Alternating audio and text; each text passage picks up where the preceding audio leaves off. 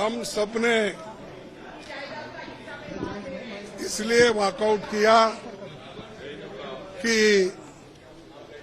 जो prime minister अपना राष्ट्रपति अभिभाषण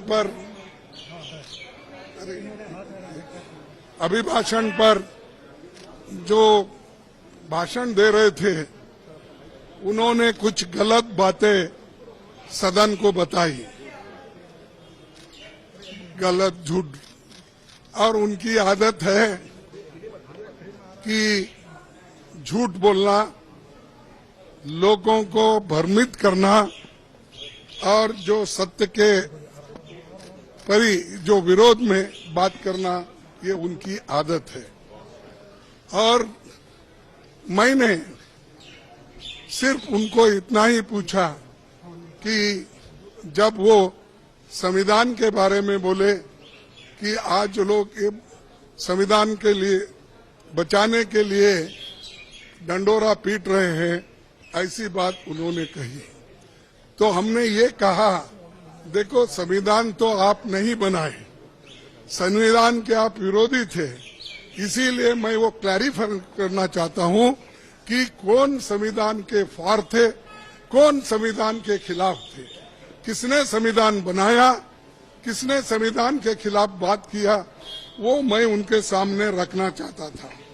मैं ये रखना चाहता था कि उन्हीं के पेपर में आरएसएस के जो मुखपत्र है ऑर्गेनाइजर 30 नवंबर 1949 में अंक में संपादकीय में लिखा था।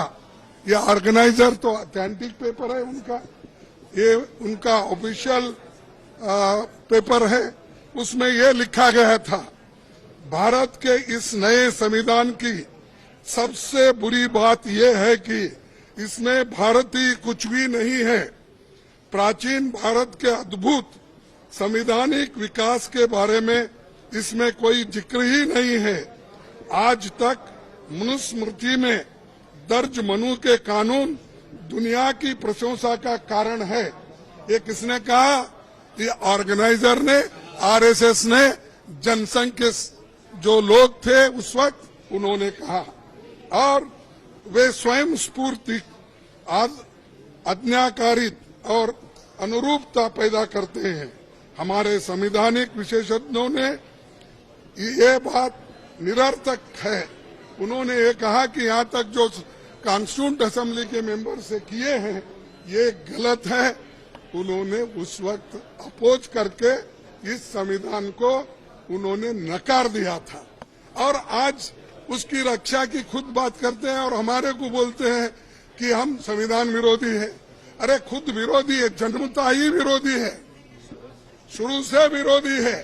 इसको जब इसका जन्म शुरू हुआ उस दिन से इन्होंने बहुत से पुतले जलाए, अंबेडकर के, नेहरू जी के पुतले जलाकर रामलीला मैदान में उन्होंने ये सब काम किया।